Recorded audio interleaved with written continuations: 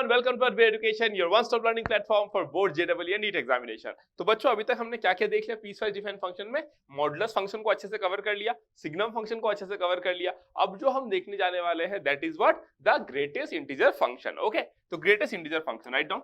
एक बार आप लोग अच्छे से रिवाइज करते रहना क्योंकि बहुत सारा कुछ हो चुका है, but believe me this is not even the completion of one chapter. समझ रहे हो, इतना हम लोग पढ़े, वो बस एक चैप्टर आपका दिया है, वैसे आपको कितना कुछ पढ़ना है सोचो। तो इतना डिटेल में जब एक कैंडिडेट नॉलेज रखता है तब जाके वो एग्जाम में अच्छा कर पाता है। आप समझ पा रहे हो इस बात को? तो दैट इज वेरी इंपॉर्टेंट। ठीक है, आपका आज का हमारा टॉपिक क्या है? Greatest integer function. Greatest integer function, ठीक है। तो इसमें कई सारे प्रॉपर्टीज होते हैं जो बच्चे बहुत ज्यादा परेशान होते हैं उसको प्रॉपर्टीज को लेके, तो मैं आपको बताऊंगा कैसे सारे प्रॉपर्टीज को आपको दिमाग में रखना है। ठीक है, अगर मैं ग्रेटेस्ट इंटीजर फंक्शन की बात करूं, है ना, तो कैसे डिफाइन करते हैं? पहले फंक्शन को डिफाइन कर लेते हैं। ठीक है, the greatest integer function is defined as the greatest integer function is defined as, है ना, कैसे डिफाइन करते हो आप इसको? Is defined as f of x is equals to greatest integer of x, है ना, that is equals to x if what, x belongs to some integer, है ना। अगर x कोई इंटीजर होता है तो आप ग्रेटेस्ट इंटीजर ऑफ x वही लिख दोगे। बता रहा हूं, देखो कैसे होता है ना। अगर मैं आपको बोलूं कि लेट्स से अगर x इंटीजर नहीं है तो क्या होगा? अगर x इंटीजर नहीं तो आप लिखोगे the greatest integer less than x कब? if x not belongs to an integer। ये होता है हम लोग ग्रेटेस्ट इंटीजर फंक्शन को डिफाइन करते हैं। एग्जांपल लेंगे, क्लियर हो जाएगा, है ना, उसके लिए वरी मत करो। इसी के और कुछ और नाम है, वो भी लिखा देता हूं। इसके और क्या क्या नाम है? इसी को आप बोल देते हो क्या? इसी को आप क्या बोल देते हो? ग्रेटेस्ट इंटीजर फंक्शन को फ्लोर फंक्शन और स्टेप फंक्शन, है ना। इसी को आप क्या बोल देते हो? Floor function. इसी का नाम क्या है आपका? स्टेप फंक्शन, है ना। ये सब इसके अलग अलग नाम है। ठीक है, फ्लोर फंक्शन, स्टेप फंक्शन, इसके अलग अलग नाम है। इसको आप ऐसे लिखते हो और ये भी इसका एक सिंबल है, समझ रहे हो, इस तरीके से। This is also one of the symbol. ठीक है, तो ये भी यूज कर सकते हो, ये भी यूज कर सकते हो, that is up to you, है ना। जनरली आपको ऐसे देखने को मिलेगा। आपको परेशान नहीं होना क्योंकि जब भी क्वेश्चन आएगा ना एग्जाम में, जब भी क्वेश्चन एग्जाम में आता है, in most of the cases हमेशा आपको मेंशन कर देगा वेयर जो सिंबल वो यूज कर रहा है व्हाट दैट रिप्रेजेंट्स, क्लैरिटी रखने के लिए ना, वो मेंशन कर देता है। ठीक है, तो this is what the symbol for this particular function. अब हम लोग एग्जांपल लेते हैं ना, एग्जांपल लेके समझते हैं कि क्या बोला मैंने ना। एग्जांपल, अगर मैं एग्जांपल की बात करूं, ठीक है, तो एग्जांपल क्या लिखूंगा मैं? देखो डेफिनेशन को समझो पहले। f of x is equal to greatest integer of x।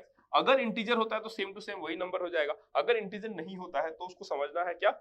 Greatest integer जो x से छोटा हो। मतलब अगर मैं बोलूं 7.5, है ना, 7.5 is not an integer, that means इस वाले कैटेगरी में आएगा। 7.5 का ग्रेटेस्ट इंटीजर फंक्शन क्या होगा? वो नंबर जो 7.5 से क्या है, छोटा है बट लार्जेस्ट इंटीजर 7 हो जाएगा। एग्जांपल अगर मैं बोलूं ग्रेटेस्ट इंटीजर ऑफ 1 कितना होगा? आप बोलोगे सर ये तो 1 होगा। मैं बोलूंगा ठीक है भाई, बढ़िया, है ना, 1 होगा। अगर मैं बोलूं कि 2.3 का कितना होगा तो आप बोलोगे 2.3 है सर, ये तो इंटीजर नहीं है। तो greatest integer less than x, यही तो x है ना, अंदर में तो लिखते हो ना x, देखो ना अंदर में x लिखा हुआ है। Greatest integer but less than x क्या हो जाएगा? 2 हो जाएगा, है ना। अगर मैं बोलूं लेट्स से -3.7, इसका क्या हो जाएगा? देखो -3.7, नंबर लाइन में -3.7 कहाँ लाई करता है? -3.7 कहीं इधर लाई करेगा, है ना। तो मेरे को क्या चाहिए? ग्रेटेस्ट इंटीजर जो क्या हो, इससे छोटा हो, इस नंबर से छोटा हो। -3.7 से छोटा नंबर क्या हो जाएगा? इधर आएगा ना आपका, here somewhere it will be here, that will be what, -4, तो that will be what, -4। अगर मैं बोल दूं यहाँ पे लेट्स से 0.7, तो इसका ग्रेटेस्ट इंटीजर कितना हो जाएगा? ग्रेटेस्ट इंटीजर मतलब ग्रेटेस्ट इंटीजर जो कि 0.7 से छोटा है तो क्या हो जाएगा? 0। अगर मैं बोल दूं कि -0.675, तो इन दैट केस क्या हो जाएगा? -0.675, -0.675 कहीं यहाँ पे होगा, -0.675 समवेयर ओवर हियर, है ना, समवेयर ओवर हियर आएगा, है ना, समवेयर ओवर हियर आएगा। तो आप क्या बोल दोगे? क्या बोल दोगे, इससे आपको क्या चाहिए, एक ऐसा इंटीजर चाहिए जो इससे क्या हो, छोटा हो बट ग्रेटेस्ट हो, है ना, greatest integer less than this, क्या हो जाएगा यहाँ पे -1, तो you will write it as -1। So इस तरीके से आप ग्रेटेस्ट इंटीजर फंक्शन के बारे में बात कर लेते हो, ठीक है। तो कई बार बच्चों को ऐसा लगता है कि सर हम लोग ये पढ़ते हैं तो क्यों रिक्वायरमेंट होता है, जैसे कि सिग्नम फंक्शन क्या करता था, एक फ्लैग रेस करता था ना, सिग्नम ऑफ पर्टिकुलर फंक्शन, अगर उसका वैल्यू पॉजिटिव है तो वो 1 फ्लैग रेस करेगा, अगर 0 है तो 0 फ्लैग रेस करेगा, अगर नेगेटिव है चाहे वो कुछ भी हो ना, -5 -7 -8 कुछ भी हो, वो क्या करेगा, -1 फ्लैग को रेस कर देगा, ठीक है। उसी तरीके से मॉडुलस फंक्शन था जो हम लोग ऐसे सिचुएशन में यूज करते हैं जहां पे नेगेटिव वैल्यू का आना मतलब कोई सिग्निफाई नहीं करता, इट इज मीनिंगलेस, है ना। तो वैसे जगह पे हम लोग सिचुएशन को बेटर बनाए रखने के लिए we take help of the mod function. उसी तरीके से ग्रेटेस्ट इंटीजर फंक्शन, मान लो कि आपका कुछ कैलकुलेशन आप ऐसे कर रहे हो सच दैट, सोचो फॉर एग्जांपल लेट्स से कोई एक प्रोडक्ट है, बात को समझ लेना, लेट्स से कोई एक प्रोडक्ट है जिसका प्राइस है 25.79 रुपीज, लेट्स से, है ना, मैं एक बात कर रहा हूं बस, 25.79 रुपीज, ठीक है। तो आप क्या करते हो, अपने सिस्टम में इस तरीके से प्रोग्रामिंग करते हो कि लेट्स से किसी ने वो प्रोडक्ट 95 टाइम्स खरीदा, मतलब समझ रहे हो, जिस प्रोडक्ट का प्राइस 25 पॉइंट कितना बोला मैंने, 25 पॉइंट लेट्स से 77 है, कोई चीज का क्या है, प्राइस है ना, कोई चीज का क्या है वो प्राइस है। मैंने बोला कि आपने ये आइटम कितना खरीदा, 95 खरीदा, 95 खरीदा, तो टोटल प्राइस कितना हो जाएगा, 95 इंटू 25.77। बट आप चाहते हो कि अगर price let's say point something आता है तो आप प्राइस बढ़ा के नहीं लोगे, आप कम ही लोगे, मतलब अगर लेट्स से मेरा प्राइस आ गया कितना, लेट्स से 1047 आ गया, 1000.47, तो मैं कितना पैसा लेना चाहता हूं, मैं 1000 लेना चाहता हूं। तो वैसे केस में आप क्या यूज करोगे, ग्रेटेस्ट इंटीजर फंक्शन लगाओगे ना, ताकि जो भी आपका कैलकुलेशन किए करके रखे, तो सब प्रोग्रामिंग होता है ना, everything will be done by programming, normal human being बैठ के थोड़ी करता है ये सब, है ना। तो सब कुछ कोड किया जाता है कोडिंग के थ्रू, अभी तो आप लोग 11-12 में आए हो, धीरे धीरे कोडिंग की दुनिया को समझोगे, तो कोडिंग के थ्रू किया जाता है। तो वहां पे आप ऐसे सिचुएशन को हैंडल करने के लिए आप क्या करोगे, ग्रेटेस्ट इंटीजर फंक्शन का यूज करोगे, सो दैट अगर आपका बिल बनता है, लेट्स से आपका बिल बना 1729.61, लेकिन आप चाहते हो कि जो कस्टमर है उससे आप इतना ही पैसा लो, 1729 ही लो, तो इन दैट केस आप वहां पे ग्रेटेस्ट इंटीजर फंक्शन बनाओगे, सो दैट जो बिल आएगा वो सीधा यही वैल्यू बन के आएगा, है ना, इंटीग्रल वैल्यू बन के आएगा, ठीक है। सो दैट इज द पॉइंट। इसीलिए आप देखो ग्रेटेस्ट इंटीजर फंक्शन का जो वैल्यू आता है हमेशा एक इंटीजर वैल्यू आएगा, है ना। अगर x इंटीजर है तो भी इंटीजर वैल्यू मिलेगा, अगर x इंटीजर नहीं है तो भी इंटीजर वैल्यू ही मिलेगा, बस वो x से कम होगा, है ना, x से वो कम होगा, दैट इज द पॉइंट, ठीक है। तो ये हमको समझ में आ गया। अब हम किसके बारे में बात करेंगे, ग्राफ के बारे में, ठीक है। अब हम किसके बारे में बात करेंगे, ग्राफ, ठीक है। अब हम ग्राफ के बारे में बात कर लेते हैं, ठीक है।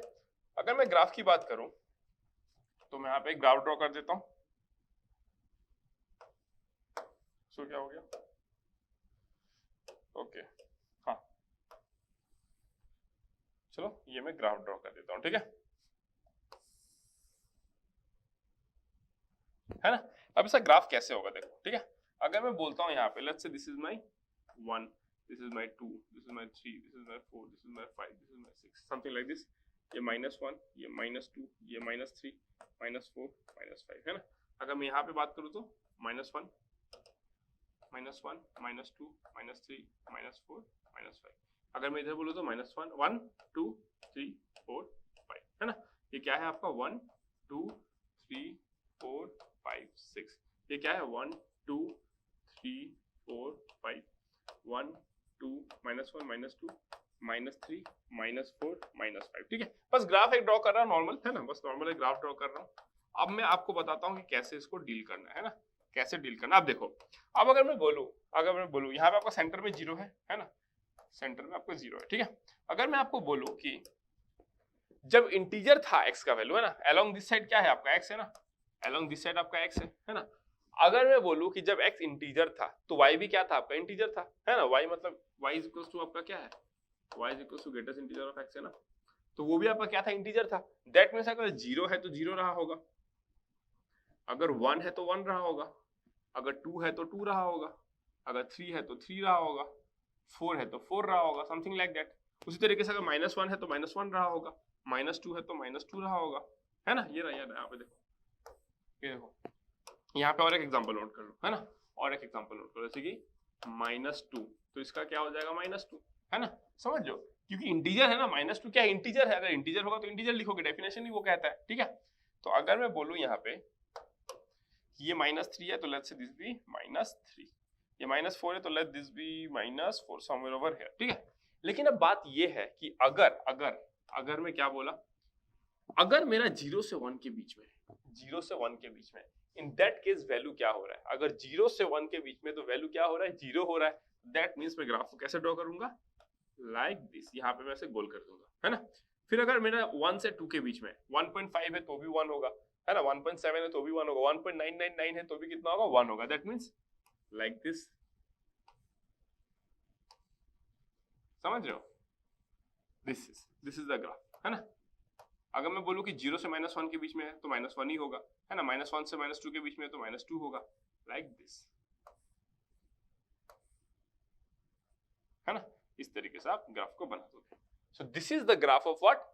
A greatest integer function. ये देखने में स्टेयरकेस जैसा लग रहा है ना, इसलिए इसको स्टेयरकेस फंक्शन भी बोलते हैं, ठीक है। स्टेयरकेस फंक्शन देखने में स्टेयरकेस जैसा लग रहा है ना, ठीक है। This is what the meaning of greatest integer function. This is the graph for the greatest integer function. एकदम आपको मस्त तरीके से क्लैरिटी होना चाहिए, है ना। ऐसे करके बताना मतलब क्या? दिस इज इंक्लूडेड ना, दिस इज इंक्लूडेड। आपको वेबी कर्व में बताया था, तो वेबी कर्व में बताया था जब हम लोग ऐसे करते हैं तो that means that point is included, है ना। और अगर गोल ऐसा कर देते हैं इसका मतलब वो point included, that is like an identification mark, that is like an identification mark कि वो पॉइंट क्या है? इंक्लूडेड नहीं है, ठीक है। चलो, अब जब हम लोग कैलकुलस पढ़ेंगे तो वहां पे हम लोग कंटिन्यूटी की भी बात करेंगे, कंटिन्यूअस है कहां पे नहीं। आप देख सकते हो ना, जो ग्रेटेस्ट इंटीजर फंक्शन है वो इंटीजर पॉइंट पे क्या हो रहा है? आपका कंटिन्यूटी उसका ब्रेक हो जा रहा है। कंटिन्यूटी मतलब क्या? अगर कर्व को आप बिना पेन उठाए ड्रॉ कर दिए दैट इज कंटिन्यूअस। बट अगर मैं इसको बिना पेन उठाए ड्रॉ करूं तो यहाँ पे मेरे को पेन उठाना ही पड़ेगा ना। यहाँ से यहाँ तक मैं बिना पेन उठाए कैसे पहुंचूंगा? बिना पेन उठाए आप यहाँ से यहाँ तक कैसे ड्रॉ करोगे? नहीं कर सकते हो। तो इसीलिए आप बोलोगे, जब कंटिन्यूटी पढ़ाऊंगा कैलकुलस में, तो आप बोलोगे कि जो ग्रेटेस्ट इंटीजर फंक्शन होता है वो डिसकंटिन्यूअस होता है। कहां पर? ऑल द इंटीजर्स पे, ठीक है। डन। चलो, तो ये ग्राफ हो गया, है ना, ये ग्राफ। अब जो मैं नेक्स्ट जो पढ़ाने वाला हूं that is very important, the properties, है ना, some properties of greatest integer function.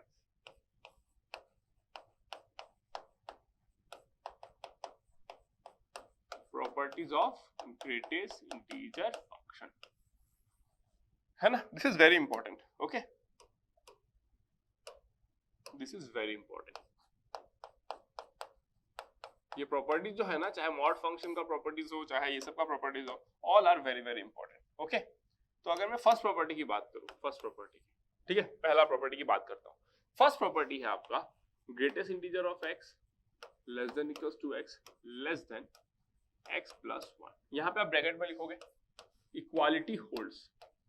अभी परेशान मत हो ना, आप बोलोगे सर अभी मैं कम से कम आपको बहुत सारा प्रॉपर्टीज लिखाऊंगा ना, 14-15 प्रॉपर्टीज लिखाऊंगा, है ना, आपको परेशान नहीं होना है, ठीक है, don't worry.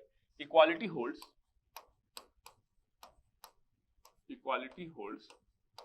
When x belongs to an integer, है ना। इक्वालिटी किस पोर्शन में? इक्वालिटी इस पोर्शन में।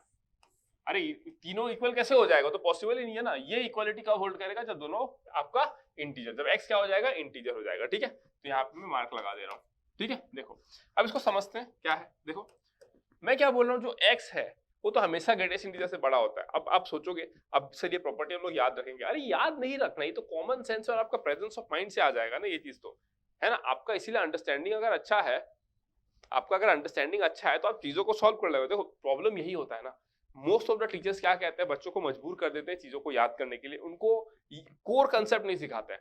Core concept greatest integer function में क्या है? Greatest integer function itself. अगर आप उसको समझ गए हो तो कोई भी एक पर्टिकुलर सिचुएशन में अगर आपको नहीं पता तो भी आप उसको डील कर ले जाओगे। मैं दिखाऊंगा, बस आप देखते रहना है ना, आपको देखते रहना है, ठीक है, ठीक है। x जो होता है, जो नंबर होता है, वो हमेशा इससे बड़ा होगा। क्यों? क्योंकि ग्रेटेस्ट इंटीजर फंक्शन इटसेल्फ आप क्या बोलते हो, x के बराबर होगा। कब? जब इंटीजर होगा। Greatest integer less than x होगा। कब? जब वो इंटीजर नहीं होगा। तो उसको तो छोटा होना ही है। और x is always x plus 1 से छोटा होगा ना, इसमें तो कोई डाउट ही नहीं है ना। मतलब x x प्लस 1 से बड़ा हो जाएगा, कैसे हो जाएगा? मतलब पॉसिबल ही नहीं है। तो x is less than x plus 1, this is true, okay. अगर मैं नेक्स्ट पॉइंट की बात करूं, तो x माइनस 1, है ना, less than greatest integer of x less than x, है ना। यहाँ पे भी सेम थिंग,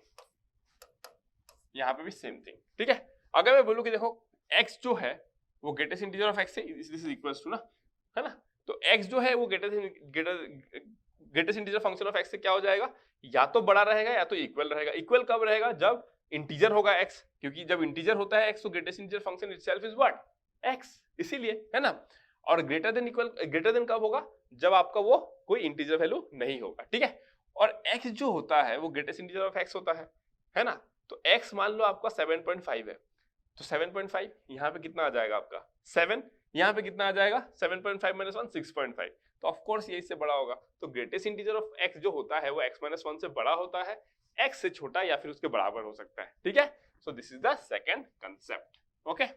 अगर मैं थर्ड की बात करूं, थर्ड की है ना, ग्रेटेस्ट इंटीजर ऑफ x, इधर में और लगा दो कोई फर्क नहीं पड़ता है ना, that is equals to greatest integer of x।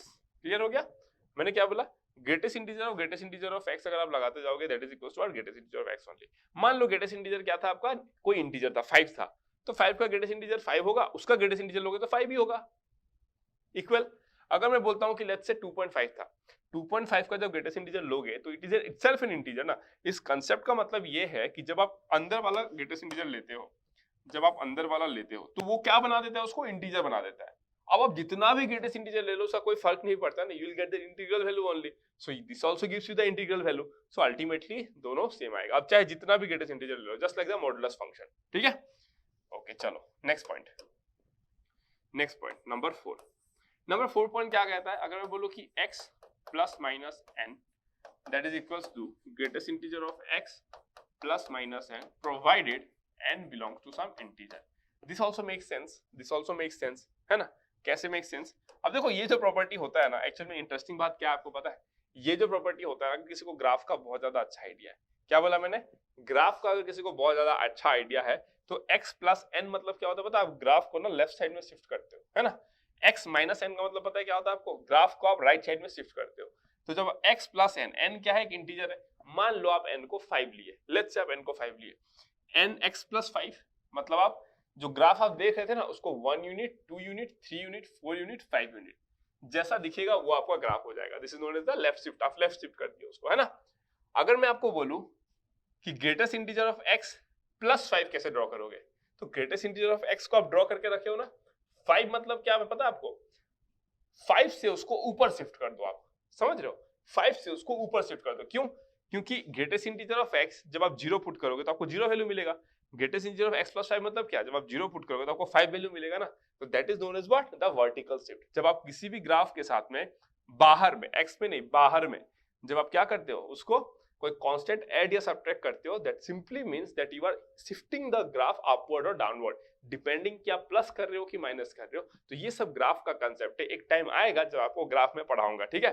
अभी बस आपको बेसिकली जानना है, अभी मैं एग्जांपल्स के थ्रू बताता हूं, लेकिन जब आप ग्राफ सीख जाओगे तो ये सब चीज आपको लगेगा ये तो मतलब आप विजुअलाइज कर पाओगे ना, that is the best thing. और मैं हमेशा ग्राफ पे वर्क करता हूं, मतलब मैथ्स में मैं मानता हूं कि ऑलवेज ग्राफ एंड आपका विजुअलाइजेशन वाला part should be very strong, मतलब है ना, क्योंकि जब आपका वो स्ट्रांग रहता है देन आपको most of the times you can solve a question without even using your pen, but only this is possible when, जब आपको एकदम क्लियर हो ना, जब आप इस चीज को देख रहे हो तो आपको एकदम क्लियर है। अगर x प्लस n है then you simply move the graph from here to somewhere over hair.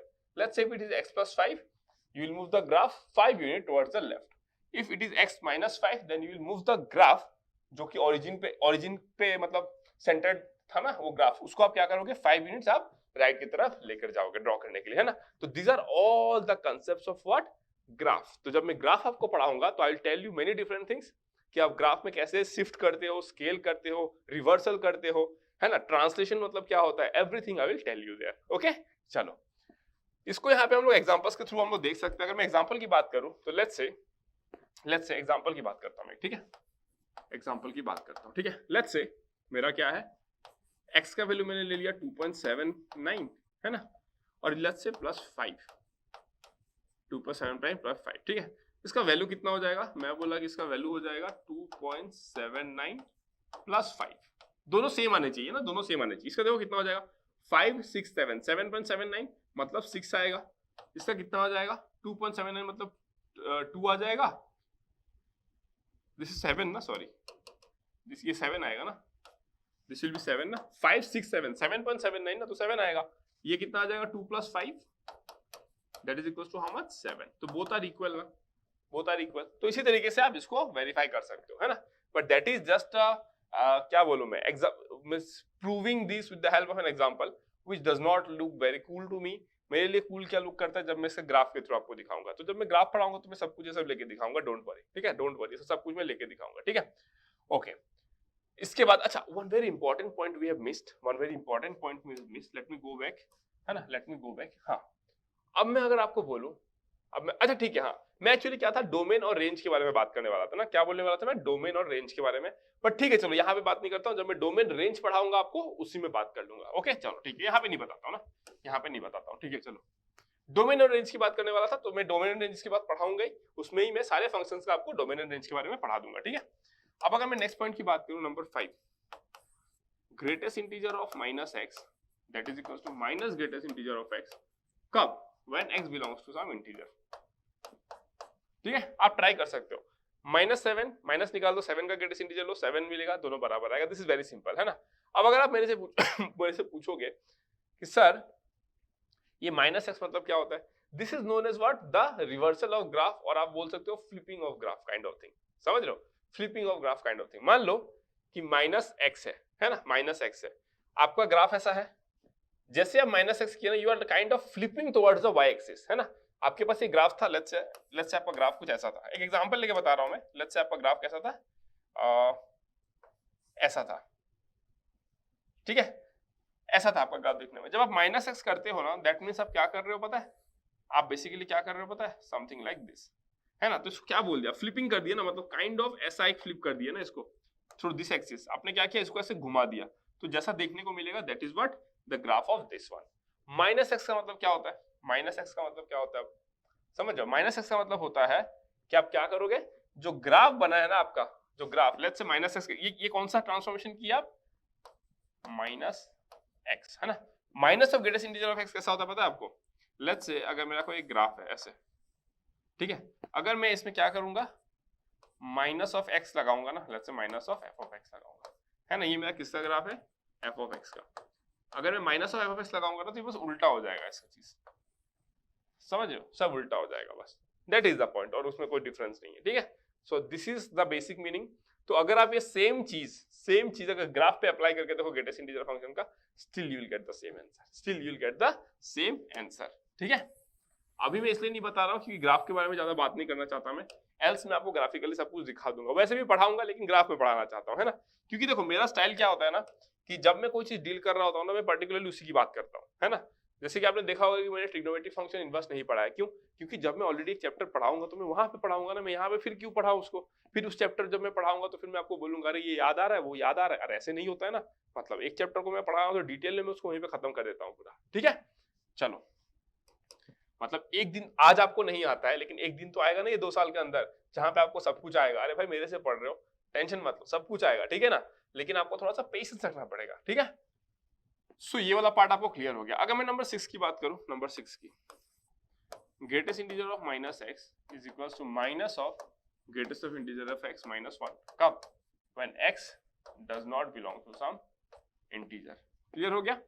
अब ये वाला ग्राफ कैसा होगा, इसका मतलब क्या होता है, इसका मतलब आप फ्लिप किए ग्राफ को, आप क्या कर दिए, फ्लिप कर दिए, ठीक है। Minus of greatest integer of x मतलब क्या हो गया, आप ग्राफ को क्या किए, इस एक्स से फ्लिप कर दिया, है ना, ऐसे करके फ्लिप कर दिया, उसका मैग्नीट्यूड सारा चेंज हो जाएगा, उल्टा हो जाएगा, ठीक है। -1 मतलब क्या, आप फ्लिप भी कर दिए और उसको क्या किया, 1 यूनिट नीचे भी लेकर चले गए, समझ रहे हो, आप फ्लिप भी कर दिए उसको 1 यूनिट नीचे भी लेकर चले गए। सो इस ग्राफ का मतलब ये होता है। तो आपको क्या करना है, आपको एक ग्रेटेस्ट इंटीजर फंक्शन का ग्राफ लेना है, उसको ऐसे घुमा दो, जैसा दिखेगा, आप समझ रहे हो ना, जैसा भी दिखे, दैट मींस एक मिरर इमेज ना, मिरर इमेज, है ना, ये बन जाएगा। सिर्फ फिर आप क्या करो, जो ग्रेटेस्ट इंटीजर फंक्शन है ना, उसको आपका ऐसा दिख रहा था ना, उसको ना ऐसे ऐसे घुमा दो, है ना, ऐसा ग्राफ दिख रहा था, आप उसको ना ऐसे घुमा दो, ऐसे घुमा दो, जैसा दिखेगा, फिर उसको 1 यूनिट नीचे लेकर जाओ, फिर ये दोनों फिगर सेम मिलेगा आपको, both the figure will be same, that is the beauty of graph concept ना। इसीलिए अगर आपका ग्राफ में अच्छा आइडिया है तो आपको आधा चीज तो वैसे भी इजी लगने लगता है ना। चलो, क्योंकि होता क्या है ना, अभी देखो इसमें क्या है, वेरी लिटिल इन्फॉर्मेशन, लेकिन जब आप ग्राफ को देखते हो तो it has full of information, it is full of information, तो that is the advantage of graph and visualisations, ठीक है। चलो, अब अगर मैं बात करूं किसके बारे में, अगर आप एग्जांपल लेना चाहते हो तो लेट्स से एग्जांपल में लेता हूं, एग्जांपल ले लेता हूं एक, है ना, एग्जांपल की अगर मैं बात करूं, लेट्स से माइनस 3.9 है, तो मैंने क्या बोला, इसको मैं कैसे लिख सकता हूं, माइनस ऑफ 3.9 -1, है ना। तो मेरे इस फॉर्मूला के अकॉर्डिंग सेम आंसर आना चाहिए दोनों का। देखते हैं इसका आंसर कितना आएगा आपका -4, इसका आंसर कितना आ जाएगा -3 -1 that is equals to 4। Yes same आ रहा है, सॉरी -4 ना, -4 दोनों सेम आ रहा है। यस करेक्ट है ना, करेक्ट है। नंबर 7, ठीक है। नंबर 7 क्या कहता है देखो, ठीक है, greatest integer of x plus greatest integer of -x क्या हो जाएगा आपका। देखो greatest integer of x plus greatest integer of -x, अगर x इंटीजर है तो क्या होगा, मैं बोल रहा हूं अगर x इंटीजर है तो क्या होगा। अगर x इंटीजर है तो ये इंटीजर होगा, मतलब ये x हो जाएगा, क्योंकि जब इंटीजर होता है तो greatest integer of x x हो जाता है, ग्रेटेस्ट इंटीजर ऑफ -x क्या हो जाता है, -x हो जाता है, तो क्या हो जाएगा 0 हो जाएगा, है ना। अगर मैं बोलूं कि x इंटीजर नहीं है तो x अगर इंटीजर नहीं है ना, तो मैं इसको क्या लिख सकता हूं, देखो ग्रेटेस्ट इंटीजर ऑफ x को वही लिखूंगा ग्रेटेस्ट इंटीजर ऑफ x, इसको क्या लिख सकता हूं प्लस, इसको मैं लिख सकता हूं minus greatest integer of x -1 ना, तो minus greatest integer of x और फिर क्या हो जाएगा -1, तो यहाँ पे क्या हो जाएगा आपका -1 when x does not belongs to an integer. Clear हो गया, ये रहा ये फॉर्मूला ना, इसको मैंने इससे ब्रेक कर दिया जब x not belongs to integer, तो ये मेरे को मिल गया minus greatest integer of x -1, तो आपको फाइनली क्या मिल गया, ये दोनों कैंसिल हो जाएगा, यू विल गेट -1। ठीक है, इसको हटा देता हूं मैं। नेक्स्ट क्या है देखो, नंबर 7 हो गया। नंबर 8 क्या है देखो, greatest integer of x minus greatest integer of -x, ये क्या हो जाएगा देखो, अगर मैं बोलूं कि इंटीजर है ना, इंटीजर है तो ये x हो जाएगा, ये -x but minus plus x तो ट्वाइस x, कब हो जाएगा, जब x belongs to an integer. ठीक है, अगर मैं बोलता हूं कि क्या है आपका x does not belongs to integer, तो ये कितना हो जाता है, minus greatest integer of x है ना, -1 माइनस प्लस 1 हो जाएगा, और 2 greatest integer of x plus 1, x does not belongs to integer, है ना। बस ब्रेक कर दो ना इसको, ग्रेटेस्ट इंटीजर ऑफ x जब इंटीजर होगा तो x पुट करो, ग्रेटेस्ट इंटीजर ऑफ x जब इंटीजर नहीं होगा तो ग्रेटेस्ट इंटीजर ऑफ x ही रहने दो। इसको जब इंटीजर है तो -x लिख दो, अगर इंटीजर नहीं है तो इससे लिख दो, बस उसके बाद सिंपलीफाई करो, you will get your answer. ठीक है, डन। नेक्स्ट वन है ना, नंबर 9। अब देखो 9, 10, 11, 12 these are interesting, है ना। Greatest integer of x greater than n, greatest integer of x greater than equals to n, greatest integer of x less than n, greatest integer of x less than equals to n। ठीक है, इसका solution क्या होगा, ठीक है, इसका solution क्या होगा, इंप्लाइज सॉल्यूशन क्या होगा देखो, x greater than equals to n plus 1। देखते रहो बस देखते रहो, दिस इज इंटरेस्टिंग, है ना, दिस इज इंटरेस्टिंग, देखते रहो, है ना। अगर आपको greatest integer of x greater than equals to n आया तो आप क्या करोगे, implies that x greater than equals to n। अगर ये आया तो क्या लिखोगे, x लेस देन n, और अगर ये आया तो क्या लिखोगे, x less than n plus 1। ठीक है, अब प्रॉब्लम क्या है, प्रॉब्लम ये है कि आप याद करोगे क्या इसको, प्रॉब्लम इसकी क्या आप इसको याद करोगे। मैं बोलता हूं कि नहीं करना है ना, कैसे नहीं करना है देखो, है ना, कैसे नहीं करना है। अगर मैं बोलूं आपको तो मैं एक बार के लिए इसको कॉपी करना चाहूंगा, है ना, मैं एक बार के लिए इसको कॉपी करना चाहूंगा। ओके एक सेकेंड, हाँ, अरे मैं एक बार इसको कॉपी कर लेता हूँ। ठीक है, इसको कॉपी कैसे करते हैं, ये कॉपी होता है क्या, ओके कॉपी हो गया। ठीक है, फिर पेस्ट कैसे करते हैं इसको, चेक, लेट मी सी। हाँ, इसको मैं ना यहाँ पे पेस्ट कर देता हूँ, यस आ गया मेरा ग्राफ यहाँ पे।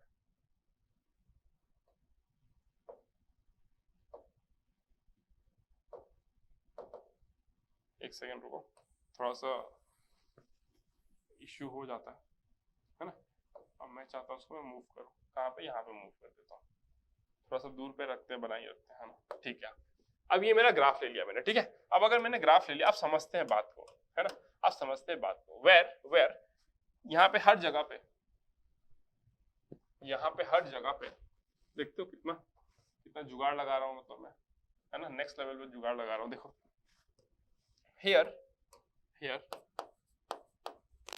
n belongs to some integer, है ना, n belongs to some integer। ठीक है, अब ये कहता क्या है देखो, है ना, इसको कैसे आप टैकल करोगे ना, कैसे टैकल करोगे। प्रॉब्लम ये है कि अगर कोई बच्चा इसको समझेगा नहीं तो वो क्या करेगा, उसको याद करेगा। नेचुरल टेंडेंसी होता है स्टूडेंट्स का, अगर उनको क्लियरिटी नहीं मतलब समझ में आता है तो वो क्या कर लेते हैं, उसको याद कर लेते हैं, है ना।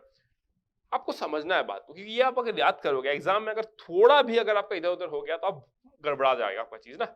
इसको कैसे दिमाग में रखते हैं, अगर आपको कहीं पे greatest integer of some function x की जगह पे कोई फंक्शन भी हो सकता है, greatest integer of this x अगर n ग्रेटर देन n मिलता है, आपको उस इनइक्वालिटी को सॉल्व करना है। दीज आर ऑल इनइक्वालिटीज, हमने मॉड में भी देखा था इनइक्वालिटीज होता है ना, जैसे कि हमने बताया था ना, मॉड ऑफ x अगर greater than equals to a है तो क्या होता है, x greater than equals to a और x less than equals to minus a ना, x less than minus a है ना। तो उसी तरीके से हम लोग इसको कर सकते हैं। अब अगर मैं बोलूं आपको, अगर मैं आपको बोलूं यहाँ पे कि आप कैसे इसको याद रखोगे, तो देखो ध्यान से समझो इस बात को, है ना, हो क्या रहा है, मैं क्या बोल रहा हूँ, हो क्या रहा है, ठीक है, इसको समझना कैसे। Let's say n equals to क्या है 5 है, से n इक्वल्स टू 5 है, क्या बोला मैंने, से n इक्वल्स टू 5, ठीक है। 5 नहीं, थोड़ा कम ही लेते हैं, देखने में आसानी होगा। For example n equals to मैं क्या बोल देता हूँ, 3 बोल देता हूँ, चलो n equals to 3, n equals to क्या बोल दिया मैंने 3, n का वैल्यू मैंने क्या ले लिया 3, that means greatest integer of x क्या है, ग्रेटर देन 3 है। ध्यान से सुनो, एकदम ध्यान से, फुल फोकस चाहिए होगा, ठीक है। ग्रेटेस्ट इंटीजर ऑफ x क्या है, ग्रेटर देन 3 है, तो मेरे को सॉल्यूशन चाहिए। अब देखो ये ग्राफ जो है वो किसका ग्राफ है, ग्रेटेस्ट इंटीजर का ग्राफ है। अगर ग्रेटेस्ट इंटीजर ऑफ x अगर 3 से क्या है बड़ा है, अगर 3 से बड़ा है मतलब इधर से कुछ भी हो सकता है ना, इधर से क्या हो सकता है, कुछ भी हो सकता है, क्योंकि ग्रेटेस्ट इंटीजर फंक्शन जो है वो क्या है, देखो ना, अगर 3 है तो 3 से बड़ा है, ग्रेटेस्ट इंटीजर ऑफ x का वैल्यू 3 से बड़ा है, 3 से बड़ा मतलब व्हाट, 4 से कुछ भी हो सकता है वो ना, 4 से कुछ भी हो सकता है, इसीलिए आपने बोला कि x greater than equals to n plus 1, समझ रहे हो, क्योंकि आपका n का वैल्यू क्या था 3 था, तो x को ना ग्रेटर देन इक्वल्स टू 4 होना पड़ेगा। और वो ग्राफ में एकदम क्लियर है, देखो ग्राफ में अगर आप 4 से थोड़ा भी कम लिए, अगर 4 से अगर थोड़ा भी कम रहा तो वैल्यू आपको ग्रेटेस्ट इंटीजर x का क्या मिल जाएगा, 3 मिल जाएगा। बट आप चाहते हो ग्रेटर देन 3 ना, इक्वल्स टू तो नहीं है, ग्रेटर देन 3 है। ग्रेटर देन 3 होने के कारण आपको क्या करना पड़ेगा, ग्रेटर देन 3 का मतलब या तो वो 4 है या तो वो 4 से बड़ा है। ग्रेटेस्ट इंटीजर ऑफ x अगर आपका 3 से बड़ा है, दैट मींस व्हाट, जो x है या तो वो 4 है या तो वो 4 से बड़ा है। It's very simple to understand ना, तो आप ग्राफ से भी समझ सकते हो या तो आप लॉजिकली भी सोच सकते हो ना कि ग्रेटेस्ट इंटीजर ऑफ x जो होता है वो क्या देता है, या तो इंटीजर खुद ही दे देगा या तो कोई इंटीजर उससे छोटा दे देता है ना, जो greatest integer less then that number हो। तो ग्रेटेस्ट इंटीजर ऑफ x अगर ग्रेटर देन 3 हो रहा है ना, आपको 3 नहीं 3 से बड़ा चाहिए, तो 3 पॉइंट अगर 9 रखते हो आप तो भी आपको 3 मिलेगा, 3.999 रखते तो भी आपको 3 मिलेगा। लेकिन अगर आपने x का वैल्यू 4 रख दिया तो आपको क्या मिल जाएगा, 4 विच इज ग्रेटर देन 3, और 4 से आप कुछ भी ज्यादा रखो ना आपको ग्रेटर देन 3 मिलेगा, इसीलिए greater than equals to n plus 1, that is the concept. Similarly अगर मैं बोलूं कि greatest integer of x greater than equals to 3, तो ग्रेटर देन इक्वल्स टू 3 के लिए तो मैं x greater than equals to 3 ले सकता हूं, क्योंकि जब x 3 होगा तो 3 होगा, x अगर 3.1 है तो भी 3 है, x अगर 3 से कुछ भी ज्यादा ले लो तो वो क्या हो जाएगा आपका, x greatest integer of x greater than equals to 3 हो जाएगा। जब मैं 3 लूंगा ना, जब मैं 3 लूंगा तो इक्वल्स टू 3 होगा। अगर मैं 3 से बड़ा कुछ भी लेते जाऊंगा तो क्या हो जाएगा, वो 3 3 3 3 3 रहेगा। जैसे ही मैं 4 पे पहुंचूंगा वो 4 हो जाएगा। 4 से मैं अगर ज्यादा बढ़ाना स्टार्ट करूंगा तो क्या हो जाएगा, 4 ही रहेगा। जैसे ही मैं 5 पे पहुंचूंगा वो 5 हो जाएगा, लाइक दैट, ठीक है। तो इसीलिए जब मैं इनइक्वालिटी साइन लगाया तो यहाँ पे +1 नहीं आया, है ना। तो ये कंसेप्ट होता है, इसको समझना पड़ता है। अदरवाइज मैं बता रहा हूँ, आप उसको याद करके देखो, इतना कंफ्यूज हो गया ना कि सब खत्म हो जाएगा पूरा, है ना। इसलिए याद नहीं करना है, बात को समझो कि क्यों हो रहा है। तो there are two approach to remember this. First one is the graph, जो मैं हमेशा प्रिफर करता हूँ क्योंकि मैं इतना सोचता नहीं हूँ, मैं हमेशा ग्राफ को दिमाग में लाता हूँ और सब कुछ सॉल्व करता हूँ, ठीक है। सेकंड थिंग इज कि आप लॉजिकली सोच सकते हो, तो मैं कई बार क्या होता है कि लॉजिकली भी सोच लेता हूँ, तो मेरे ऊपर डिपेंड करता है ना। इसलिए मैं कहता हूँ कि सब्जेक्ट में command banana is very important, है ना। अदरवाइज आप याद करोगे तो निपट जाओगे, याद करोगे तो आपको बहुत लंबा लगेगा, है ना। आप केमिस्ट्री में एसपीडीएफ ब्लॉक याद करोगे, आपका फिजिकल केमिस्ट्री याद करोगे, I mean sorry inorganic chemistry याद करोगे, या फिर मैथ्स का फॉर्मूला याद करोगे, ठीक है ना। तो इसीलिए you have to be very careful, ठीक है। Similar way greatest integer of x less than n, मतलब लेस देन n का मतलब क्या होता है, लेस से लेस देन 3 है ना। लेस देन 3 होने का मतलब क्या है, या तो वो 2 होगा, है ना, या तो वो 2 होगा या तो वो 2 से छोटा होगा। इसीलिए देखो x is what less than n, मतलब s 3 से छोटा होगा, है ना। क्योंकि 3 से अगर कुछ भी छोटा रहा तो वैल्यू आपको क्या मिल रहा है, 2 मिल रहा है। 3 से कुछ भी छोटा रहा तो वैल्यू आपको 2 मिल रहा है। वही तो आप चाहते थे ना कि आपका greatest integer of x less than 3 रहे, तो बस हो गया काम। Similar kind of explanation you can give it for this one as well, ठीक है। This is the technique to remember all this thing, है ना। तो देखो मैंने कितना इजी कर दिया आपके लिए। अब आपको पता है कि पॉसिबिलिटी तो यही 4 बनेगा, इसके अलावा कुछ पॉसिबिलिटी है क्या, बोलो। इसके आगे तो कुछ भी पॉसिबिलिटी नहीं है। तो पॉसिबिलिटी जब यही बनेगा तो आप आराम से ये लिख सकते हो, कोई प्रॉब्लम नहीं है। फिर आपका था ये दोनों, अब ये दोनों तो एकदम इजी है, क्योंकि अगर आप इसको दिमाग में रखते हो, ये तो दिमाग में रखना वेरी इजी है, मतलब एकदम इजी है। अगर आप इसको दिमाग में रखते हो, है ना, तो इसको आपको बस थोड़ा सा एक बार के लिए आपको स्ट्राइक कराना है। बाकी तो अगर आप देखो एग्जाम में क्या होता है, मान लो कि आपने minus greatest integer of x plus 1 रख दिया और आपको डाउट हो रहा है कि -1 था कि +1 था, अरे फटाफट देख लो ना, तुरंत देख लो एग्जांपल लेके ना, एक खुद ही रैंडम से एग्जांपल लेके चेक कर लो, ठीक है। तो अगर आपको ये दोनों दिमाग में रहता है तो आपको ये दोनों दिमाग में रह जाएगा, है ना। और बाकी ये तो आप बहुत ज्यादा यूज होता है, दिस वन इज वेरी, मतलब बहुत ज्यादा यूज होगा ना। तो मैं बताता हूँ कौन सा सबसे ज्यादा यूज होता है ना। सबसे ज्यादा आपको यूज होते हुए मिलेगा ये भी दिखेगा आपको, है ना, ये भी दिखेगा आपको, देन ये यूज होते हुए दिखेगा, ये यूज होते हुए दिखेगा, है ना, देन आपको ये सब भी यूज होते हुए दिखेगा। तो this are the important properties, है ना। नंबर 13, अगर मैं 13 की बात करूं, 13 नंबर प्रॉपर्टी क्या कहता है, greatest integer of x is equals to greatest integer of x by 2 plus greatest integer of x plus 1 by 2, है ना। अब इसको भी प्रूफ करने के लिए आप ग्राफ ड्रॉ कर सकते हो। ये क्या होता है आपका ग्रेटेस्ट इंटीजर ऑफ x, इसका आप ग्राफ ड्रॉ करोगे, ऐसा इसका ग्राफ कैसा होगा, greatest integer of x by 2 का, x by 2 का मतलब क्या होता है, आप स्केल कर दोगे ग्राफ को, समझ लो, आप स्केल कर दोगे। जैसे कि पहले आपका ग्राफ क्या था, 0 से 1 था, है ना, फिर यहाँ पे क्या था आपका 1 से 2 था, ये 2 से 3 था। जब आप इसको बनाओगे ना x by 2 को, तो ग्राफ कैसा हो जाएगा पता है, 0 से लेकर 2 तक होगा, है ना, फिर 2 से लेके यहाँ पे 2 से लेके 4 तक होगा, फिर यहाँ पे 4 से लेके 6 तक होगा, समझो। इसको कहते हैं आपका स्केलिंग, है ना, इसको क्या कहते हैं, स्केलिंग कहते हैं, ठीक है। आप स्केल करते हो, है ना, तो स्केल के वक्त आप बड़ा भी कर सकते हो, उसको एनलार्ज भी कर सकते हो, स्केलिंग करने के वक्त आप ग्राफ को श्रिंक भी कर सकते हो, है ना। मतलब ग्राफ होना, ये आपका ग्राफ है ना, तो जब उसको कोई चीज से मल्टीप्लाई करते हो that is known as what, scaling, है ना। तो वो स्केलिंग क्या होता है आपका, आप एनलार्ज कर सकते हो, ग्राफ को फैला सकते हो, या फिर आप क्या कर सकते हो, उसको श्रिंक करा सकते हो ना, श्रिंक करा सकते हो। दिस इज ग्राफ का कांसेप्ट है सब, ठीक है। Then this is x plus 1 by 2। इसका ग्राफ कैसे ड्रॉ करोगे आप, इसको आप लिख सकते हो x by 2 plus 1 by 2, है ना। तो हम लोग कैसे करते हैं सारा graphical operation, x by 2 plus 1 by 2, है ना। तो मैं क्या करूंगा, पहले एक ग्रेटेस्ट इंटीजर फंक्शन लूंगा, उसको मैं 1 by 2 से शिफ्ट कराऊंगा, किधर +1 by 2 है तो मैं लेफ्ट साइड शिफ्ट कराऊंगा। उसको कराने के बाद मैं क्या करूंगा, स्केल करूंगा, किससे, 2 टाइम्स से। तो मैंने एक ग्रेटेस्ट इंटीजर फंक्शन लिया, जैसे कि मैंने इसको लिया, इसको मैं कितना शिफ्ट कराऊंगा, 0.5, मतलब ये जो लाइन दिख रहा है ना, वहां से बीच में दिखेगा अभी आपको, कैसे दिखेगा, ऐसे। ये जो लाइन अभी आपको दिख रहा है, अगर मैं इसको शिफ्ट कराया होता तो ये मुझे ऐसे दिखता, सॉरी कलर चेंज कर लेता हूँ, ये मुझे कैसे दिख रहा होता, ऐसा, समझ रहे हो, ऐसा दिख रहा होता। ये भी सिमिलरली कैसा दिख रहा होता आपको पता है, दिस वन, सब शिफ्ट हो जाता। उसके बाद मैंने क्या बोला आपको, फिर 2 टाइम्स उसको स्केल करो, अब ये क्या हो जाता, बड़ा हो जाता, ये ना फैल जाता आपका, ये क्या हो जाता आपका, फैल जाता 2 टाइम्स, समझ रहे हो। ये 1 टाइम है ना, तो ये 2 टाइम्स इसका फैल जाता, डबल हो जाता, मतलब ये दैट मींस -1 से 1 हो जाता। ये कहां से कहां तक हो जाता है, ये -0.5 से 2 तक, समझ रहे हो। इस तरीके से क्या हो जाता है, ये स्केल हो जाता है ना। ये -1 से 1 हो जाता, सिमिलरली ये भी आपका यहाँ पे क्या हो जाता, फैल जाता 0 से 2, समझो। तो सब कुछ आपका क्या हो जाता, स्केल हो जाता है ना, एवरीथिंग विल बी स्केल। अभी मैं ज्यादा बात इसलिए नहीं कर रहा हूँ ग्राफ का, क्योंकि अभी ग्राफ बहुत बताना पड़ेगा आपको, है ना, इसलिए मैं ज्यादा बात नहीं कर रहा हूँ ग्राफ का, ठीक है। जब मैं ग्राफ समझाऊंगा तो बेहतरीन तरीके से समझाऊंगा, ये सब खुद कर लोगे। इसको दोनों को फिर आप ऐड करो, क्योंकि देख रहे हो इसको समझाने में मेरे को अभी कम से कम 1 घंटा चाहिए आपको इस कॉन्सेप्ट को समझाने के लिए, ठीक है। तो it will take a lot of time.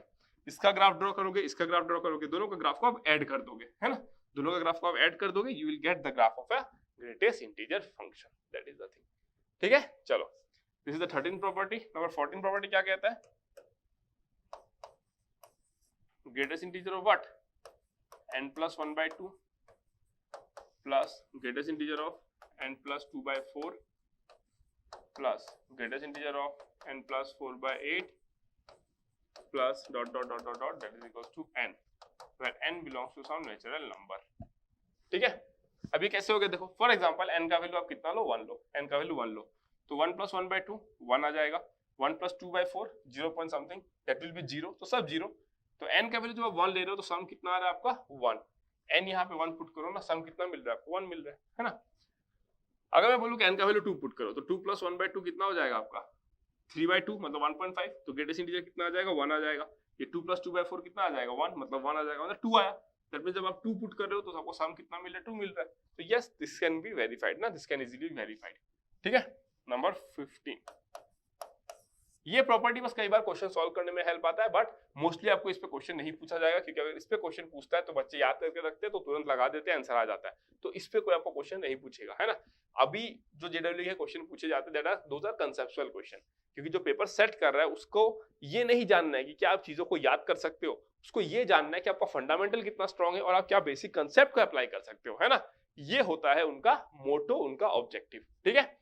अगर मैं नंबर 15 की बात करता हूँ, नंबर 15 की, तो नंबर 15 क्या है, देखो number 15 greatest integer of x plus greatest integer of x plus 1 by n plus greatest integer of x plus 2 by n plus dot dot dot dot dot greatest integer of x plus n minus 1 by n, that is equals to how much, that is equals to greatest integer of n x। Clear. यहाँ पे भी आपका क्या हो जाएगा, n belongs to some natural number, some natural number, ठीक है। Clear हो गया। इसको भी आप उस तरीके से वेरीफाई कर सकते हो। इसको हम लोग भी कैसे प्रूफ कर सकते हैं, ग्राफिकली प्रूफ कर सकते हैं। ये क्या हो जाएगा, ग्रेटेस्ट इंटीजर ऑफ x, इसको मैं क्या करूंगा, greatest integer of x plus 1 by n, मतलब मैं इधर शिफ्ट करूंगा 1 बाय n से, इसको मैं इधर शिफ्ट करूंगा 2 बाय n से, इसको मैं किधर शिफ्ट करूंगा n माइनस 1 बाय n से, फिर मैं सबको ऐड कर दूंगा। जब मैं सबको ऐड कर दूंगा ना तो I will get the same graph as nx, मतलब जो graph of greatest integer function था उसको मैंने क्या कर दिया, n का वैल्यू लेट्स से 5 है, मतलब मैंने उसको 5 टाइम्स ऐसे श्रिंक करा दिया, ग्राफ को मैंने 5 टाइम्स ऐसे श्रिंक करा दिया। एंड ऑलवेज रिमेंबर, जब आप ग्राफ को ऐसे हॉरिजॉन्टल एक्सिस पे श्रिंक कराते हो ना तो उसका इस वैल्यू पे कोई फर्क नहीं पड़ता है ना। That is just the scaling along the x axis only, ठीक है। क्लियर। चलो अब अगर मैं बोलूं नेक्स्ट, ठीक है, अब अगर मैं नेक्स्ट बात करूं तो देखो क्या बात करूंगा मैं। ओके चलो नेक्स्ट थिंग, है ना। अगर मैं बोलूं कि देखो वो कितना आ गया आपका, ग्रेटेस्ट इंटीजर ऑफ nx आ गया, है ना। ग्रेटेस्ट इंटीजर कितना आ गया, nx आ गया। तो अब देखो, अब अगर मैं आपको बोलता हूं कि nx को आप ऐसे मत लिख देना, nx गड़बड़ हो जाएगा फिर, है ना, गड़बड़ हो जाएगा। For example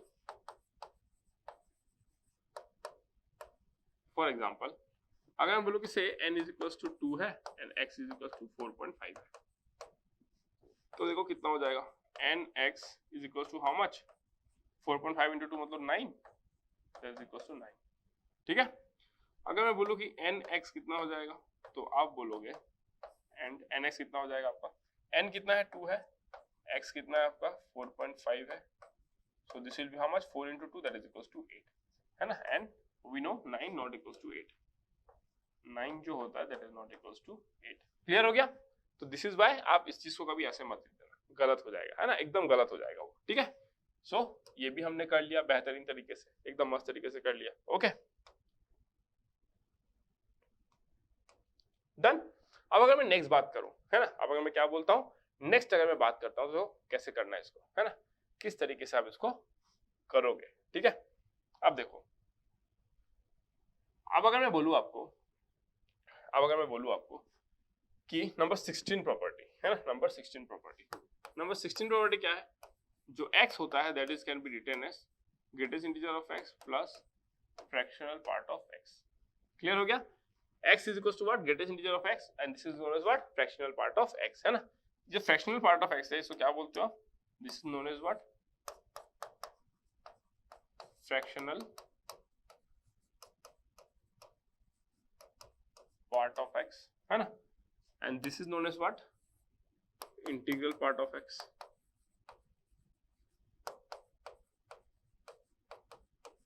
part of x, है ना।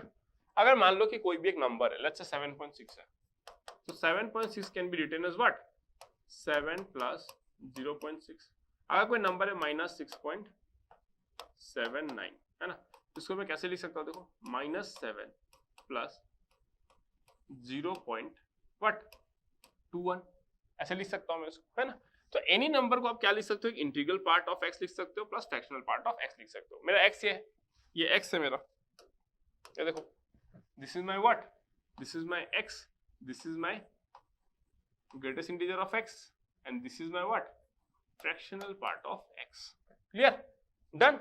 अगर मैं x का वैल्यू लेट्स से 7 ले लेता तो ये मुझे क्या मिलता, 7 प्लस 0, है कि नहीं, ये भी आपको क्लियर है। है ना, ये भी आपको क्या है एकदम क्लियर है। तो यहाँ पे इंटरेस्टिंग बात ये है कि ये जो होगा आपका दिस वन है ना, ये क्या होगा 0 कब, when x belongs to integer, else क्या हो जाएगा आपका 0 less than fractional part of x less than 1 कब, जब x does not belong to an integer. Clear हो गया? तो this is how we can deal with this particular thing. तो कितना प्रॉपर्टीज लिखा दिया मैंने, 16 प्रॉपर्टीज। देखो आपको क्या लगता है कि मुझे याद है, मुझे याद नहीं है, लेकिन मैं अगर एक बार देख लूंगा तो बस हो गया, काम खत्म ना। मैं थोड़ी इसके दिमाग में रखूंगा, क्योंकि जब मैं क्वेश्चन देखूंगा तो क्वेश्चन जब भी पूछेगा है ना, एक अच्छा क्वेश्चन जो भी होता है ना, वो कभी भी आपका मेमोरी टेस्ट नहीं करता है कि आप कितने अच्छे से प्रॉपर्टीज को याद किए हो, कभी भी नहीं करेगा। कोई भी अच्छा पेपर सेट करने वाला ये नहीं चाहेगा कि एक बच्चे का मेमोरी कितना स्ट्रांग है।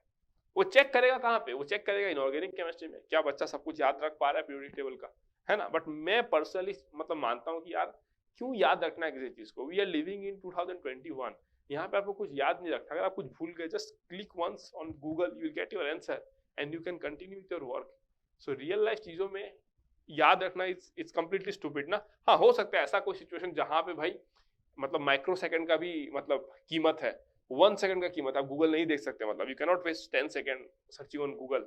हाँ, ऐसे काम के लिए भाई बस एकदम मेमोरी बूस्टर लोगों की जरूरत है। Otherwise I can think we can spend some 10-20 second to get our thing on Google, right. तो इसीलिए बट कंसेप्ट का अंडरस्टैंडिंग होना इज इंपॉर्टेंट ना, बिकॉज कंसेप्ट तो आप 10 सेकंड में नहीं सीख सकते ना गूगल देख के।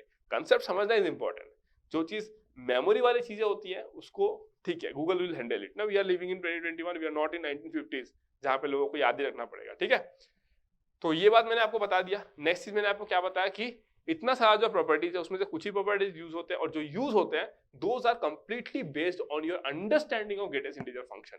जब भी कोई क्वेश्चन होगा हम प्रैक्टिस करेंगे, देखेंगे ना, जब भी हम लोग कोई क्वेश्चन करेंगे उसमें हम लोग देखेंगे कि कौन सा स्किल यूज होगा कि आप ग्रेटेस्ट इंटीजर फंक्शन को कैसे हैंडल करते हो, है ना। ग्रेटेस्ट इंटीजर फंक्शन को आप कैसे हैंडल करते हो, ओके। तो चलो, this is all about the greatest integer function. अब हम लोग क्या करते हैं ना, कुछ क्वेश्चंस को एक बार ले लेते हैं, देन हम लोग देखते हैं कि कैसे इस चीजों को हम लोग अप्लाई करते हैं, है ना, कैसे हम लोग कंसेप्ट को अप्लाई करते हैं, ओके। तो चलो, ग्रेटेस्ट इंटीजर फंक्शन यहाँ पे खत्म होता है, सब कुछ मैंने बेहतरीन तरीके से आपको बता दिया। Now we will take some question, to further enhance our understanding, ठीक है। ओके, देखते हैं कुछ क्वेश्चन है क्या इसमें, आई थिंक होना चाहिए। Let me see. this is fractional part, this is fractional part, नहीं कर पाओगे अभी। this is also mod है greatest integer of x से, but इसको solve कर सकते हो, but as of now not required, है ना। I'll tell you some other skills, then we can solve it. Then this you can solve, then this also you can solve, I think. This you can solve, this is the last question, right? चलो ठीक है, एक एक करके solve करते हैं। पहले मैं आपको सिंपल से स्टार्ट कराता हूँ। Let's solve this one first, okay, let's solve this one first, done. अब देखो, इसको हमको सॉल्व अगर करना है, सॉल्यूशन, ठीक है। तो मैं क्या बोल रहा हूँ, काफी ठंडा हो गया यार वो, ठीक है। तो मैं क्या बोल रहा हूँ, इसको सॉल्व करना, ट्राई करो आप एक बार, कैसे सॉल्व करोगे,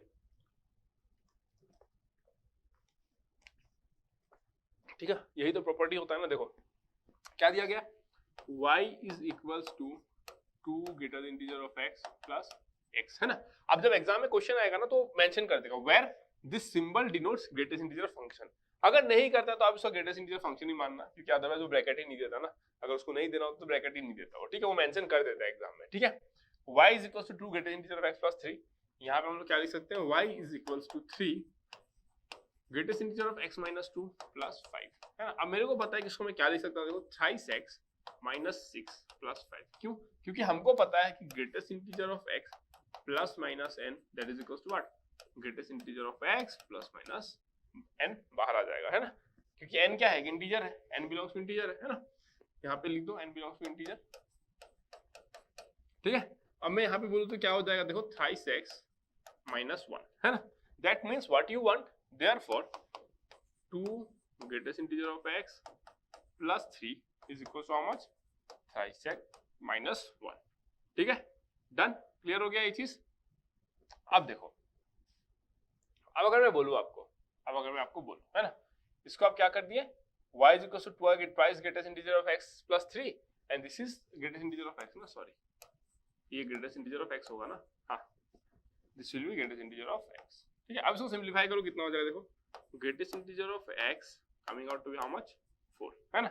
ग्रेटेस्ट इंटीजर ऑफ एक्स आपको कितना मिल गया, 4 मिल गया। अब किसी नंबर का ग्रेटेस्ट इंटीजर जो है वो 4 के बराबर आएगा कब, जब वो नंबर किससे किसके बीच में लाई करेगा, 3 से लेके 4 के बीच में लाई करेगा, है ना।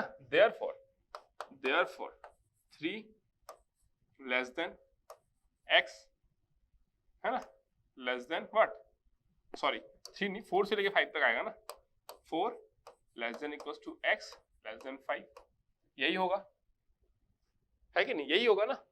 Greatest integer of x equals to how much, 4 से 5 के बीच में। अगर x आपका 4.1 हुआ तो भी 4, अगर 4 हुआ तो भी 4, अगर 4.999 हुआ तो भी 4 ही आएगा ना। तो this is how we get the solution, है ना। But this is not it ना, दिस इज नॉट इट, है ना। अब अगर मैं बोलूं कि अगर मेरा ग्रेटेस्ट इंटीजर ऑफ x अगर 4 है तो y कितना आएगा, देखो यहाँ से कितना आएगा y, therefore y is equal to कितना आ जाएगा, 2 into 4 8 plus 3 11, y का वैल्यू कितना आ गया, 11 आ गया, है ना। नाउ आपको निकालना क्या है, x प्लस y का ग्रेटेस्ट इंटीजर। तो आप कैसे निकालोगे इसको, आप क्या करोगे, x प्लस y ना, देखो x lies in between what, 4 to 5, तो 4 less than equals to x less than 5, है ना। तो आप क्या करोगे, 4 plus y less than equals to x plus y less than 5 plus y, है ना। बट आपको पता है कि y का वैल्यू कितना है, 11 है, y का वैल्यू 11, तो कितना हो जाएगा, देखो ये 15 less than equals to x plus y less than how much, 16। Clear हो गया। अगर आप ग्रेटेस्ट इंटीजर लगाओगे, तो therefore greatest integer of x plus y कितना आ जाएगा, देखो अगर आप बोलते हो कि आपका this one x plus y जो है वो 15 से 16 के बीच में लाई करता है, तो ग्रेटेस्ट इंटीजर ऑफ x कितना आ जाएगा, 15 आ जाएगा ना, simple. So this is how you gonna solve questions like this। एकदम फंडामेंटल क्वेश्चन था, एकदम सिंपल क्वेश्चन था, है ना। इसको आप तोड़े, इस पे आप प्रॉपर्टीज को इसको तोड़े, फिर ग्रेटेस्ट इंटीजर ऑफ x आप 4 निकाल लिए। जब आप 4 निकाल लिए तो आप यहाँ पे पुट कर दिए, तो आपको y का वैल्यू निकल गया कितना, 11। आप यहाँ पे भी पुट कर सकते हो ना, 4 into 3 minus 1 11, सेम ही आंसर आएगा। तो जब आपको 11 मिल गया तो फिर आपने x प्लस y इस टेक्निक से निकाल दिया, दैट्स इट ओवर। ठीक है, तो आप देख रहे हो कि क्वेश्चन जब आता है तो आपको फंडामेंटल चेक करता है कि आपका फंडामेंटल कितना स्ट्रांग है ना। उसको बहुत ज्यादा इंटरेस्ट नहीं है कि आपको प्रॉपर्टी याद है कि नहीं। अगर मैं नेक्स्ट की बात करूं तो ये क्वेश्चन देख लेते हैं, ठीक है। अगर मैं इसकी बात करूं तो उसका आंसर कितना होगा, देखो सॉल्यूशन, ठीक है। सॉल्यूशन कैसे सॉल्व करोगे इसको, देखो ये किस फॉर्म में है, ये है आपका greatest integer of x plus greatest integer of x plus 1/n plus greatest integer of what, x plus 2/n रहा होगा, plus dot dot dot dot greatest integer of x plus 99/100 ना, मतलब n minus 1/n is equal to what, greatest integer of nx, है ना। On comparing आप बोल सकते हो, ऑन कंपेयरिंग, है ना। आप दोनों को कंपेयर करो ना, आपको मिल जाएगा x कितना है आपका 3/4 एंड n कितना है आपका, n का वैल्यू कितना दिख रहा है आपको, 100 दिख रहा है। देखो ना 100 minus 1 99/100 है ना, 100 दिख रहा है, देखो 1/100, ठीक है।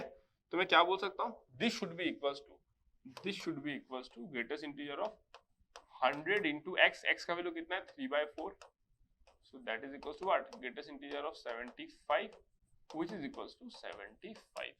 देख रहे हो, तो this is property based question, तो आपका यूज हो गया यहाँ पे, डन, क्लियर एकदम। तो इस तरीके से आपको हैंडल करना है चीजों को, ठीक है। इस तरीके से आपको चीजों को क्या करना है, हैंडल करना है। तो बस आंसर निकल गया आपका, खत्म। अगर मान लो किसी को प्रॉपर्टी याद नहीं है, मान लो किसी को ये आंसर ही याद नहीं है प्रॉपर्टी, तो क्या वो सॉल्व नहीं कर पाएगा? क्यों नहीं सॉल्व करेगा भाई, ये आराम से सॉल्व करेगा ना। हाँ, उसको टाइम थोड़ा सा ज्यादा लगेगा, बिकॉज प्रॉपर्टी अगर पता है तो इट्स अ शॉर्टकट। वो प्रॉपर्टी अगर पता है तो वो 10 सेकंड में आंसर देगा, लेकिन अगर प्रॉपर्टी नहीं किसी को पता है तो वो कितना मिनट लेगा, 2-2.5 मिनट लेगा। वो कैलकुलेट करेगा, इसका वैल्यू 0 आएगा, इसका वैल्यू भी 0 आएगा। इसका वैल्यू कब तक 0 आएगा, जब तक न्यूमरेटर डिनोमिनेटर से बड़ा ना हो जाए। न्यूमरेटर डिनोमिनेटर कब बड़ा हो, न्यूमरेटर जो है वो डिनोमिनेटर से कौन से टर्म पे बड़ा होगा, 26 टर्म पे बड़ा होगा। जब आप यहाँ पे लिखोगे 26/100, वहां से जब जाएगा वो, तो आपका क्या हो जाएगा, बड़ा होते जाएगा, then you will get your answer, है ना। Not 26/100, it will be something else, I don't know, because जब आप एलसीएम लोगे तो आपको कितना मिल जाएगा, देखो 400 का आप एलसीएम लिए, है ना, 400 का एलसीएम लिए, फिर आपको सिंप्लीफाई किया, समथिंग बाय समथिंग आएगा। ये न्यूमरेटर क्या है, डिनोमिनेटर से क्या है, छोटा आएगा, है ना, तो 0 आ जाएगा। फिर आपको ऐसे चेक करते रहना पड़ेगा कहाँ पे न्यूमरेटर डिनोमिनेटर से बड़ा हो रहा है। अगर 1 पॉइंट समथिंग आया तो 1 लिखोगे, फिर उसके बाद वाला टर्म में 1 पॉइंट समथिंग आएगा तो फिर 1 लिखोगे, फिर मान लो किसी टर्म में अगर 2 पॉइंट समथिंग आ गया तो आप 2 लिखोगे। तो ऐसे कर करके जब आप ऐड करोगे आपको आंसर 75 मिलेगा। लॉन्ग टास्क ना, लॉन्ग टास्क है ना, तो इसीलिए आप इस तरीके से इसको सॉल्व कर देगा। ठीक है, this is a shortcut way. Important property है, दिमाग में रख लेना, छोटा सा इजी है, इट्स वेरी इजी। देन मैं आपको करवाता हूँ ये क्वेश्चन हमने कर लिया, देन हमने ये क्वेश्चन भी कर लिया, देन हम ये क्वेश्चन करते हैं, ये ग्रेटेस्ट इंटीजर फंक्शन का ही है ना। हाँ चलो इसको कर लेते हैं हम लोग। ठीक है,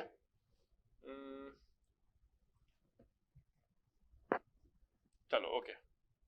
अगर मैं इसकी बात करता हूँ है ना, तो इसको सॉल्व करते देखते कैसे सॉल्व करना है। क्या दिया गया देखो आपको, sin x is equals to 1 plus sine x plus 1 minus cos x, है ना। आपको पूछा गया इसका सॉल्यूशन, मतलब left hand side equals to right hand side, है ना, कौन से वैल्यू ऑफ एक्स के लिए आएगा, है ना, तो उसी को आप क्या बोल दोगे, सॉल्यूशन बोल दोगे। इसको अगर हम लोग को सॉल्व करना है तो सबसे पहले हमको दिख रहा है कि इंटीजर प्लस समथिंग है। अगर इंटीजर प्लस समथिंग है तो इंटीजर ग्रेटेस्ट इंटीजर के बाहर लाया जा सकता है। तो सबसे पहले तो मैं ये कर लेता हूँ, प्लस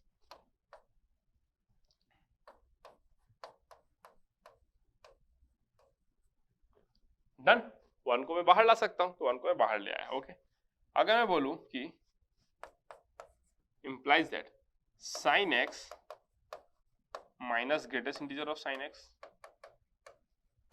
है ना, equals to 1 plus 1 2 plus greatest integer of minus cos x।